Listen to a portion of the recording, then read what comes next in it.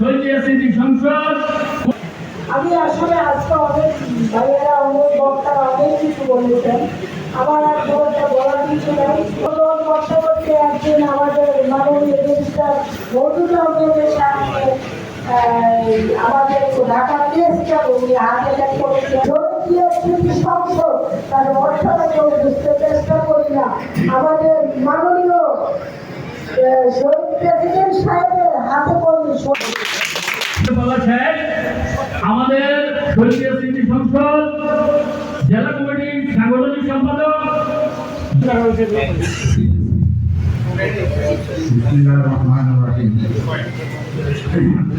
আপনারা ইতিমধ্যে জেনেছেন জেলা সাংগঠনিক সম্পাদক হিসাবে আজকে এই শেখ হাসিনা পেশিবাদী সরকার স্বৈরাচারীর পতন হয়েছে। আপনারা জানেন গত 15-16 বছর ধরে আমরা অনেক নির্যাতন সহ্য করেছি, আমাদের নেতা কর্মীরা অনেক কষ্ট করেছে, কিন্তু এই স্বৈরাচারী গত 15-16 বছরে এই দেশটাকে ধ্বংস করে দিয়েছে। আজকে আপনারা জানেন এই স্বৈরাচারীর পতনের কারণ বহু কারণ আছে, তার মধ্যে 3টা কারণ উল্লেখযোগ্য। আপনারা জানেন কিনা জানি না, এই 3টা কারণের মধ্যে আপনারা জানেন বাংলাদেশে 55টা পাবলিক বিশ্ববিদ্যালয় আছে। আমি এই 55টা পাবলিক বিশ্ববিদ্যালয়ে একটি প্রফেসর হিসাবে কর্মরত আছি।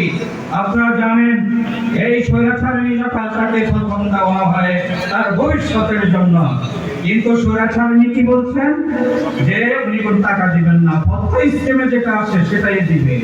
এটা হলো 1 নম্বর। উনি শিক্ষক সমাজের সাথে গাদ্দারি করেছেন, বেমানি করেছেন, বাংলাদেশের বিশ্ববিদ্যালয় সমাজের সাথে, শিক্ষক সমাজের সাথে। 2 নম্বর হলো উনি চীন থেকে এসে একটা কথা বলছেন, আমি কি মুক্তিযোদ্ধার সন্তান নাতিদেরকে কি কথা দিব না রাজাকারের সন্তানদেরকে দিব? মনে আসেনি আপনাদের?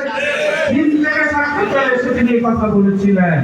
আমার প্রশ্ন, আমরা বলছেন 5 তারিখে, 4 তারিখে, 3 তারিখে এসে তিনি এই দেশের জামাত ইসলামকে নির্বাহী আদেশে কি করলেন? বাতিল ঘোষণা করলেন।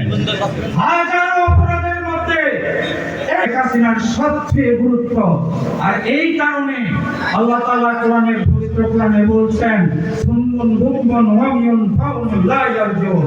অন্য আয়াতে আল্লাহ বলছেন খাতামাল্লাহু আলা কুলুবিহিম ওয়া লা সামিহিম ওয়া লা আবসারিহিম। গাশাওয়াতুন ওয়া দিয়ে আমার ছেলের জন্য দোয়া করার জন্য আপনাদেরকে অনুরোধ করে আমার বক্তব্য শেষ করছি। আল্লাহ হাফেজ। বাংলাদেশ জিন্দাবাদ। শহীদ জিয়া মোড়ক, দেশনেত্রী বেগম খালেদা জিয়া জিন্দাবাদ। তারুণ্যের অহংকার তারেক জিয়া জিন্দাবাদ। শহীদ জিয়া স্মৃতি সংসদ কুমিল্লা জেলা শাখা জিন্দাবাদ।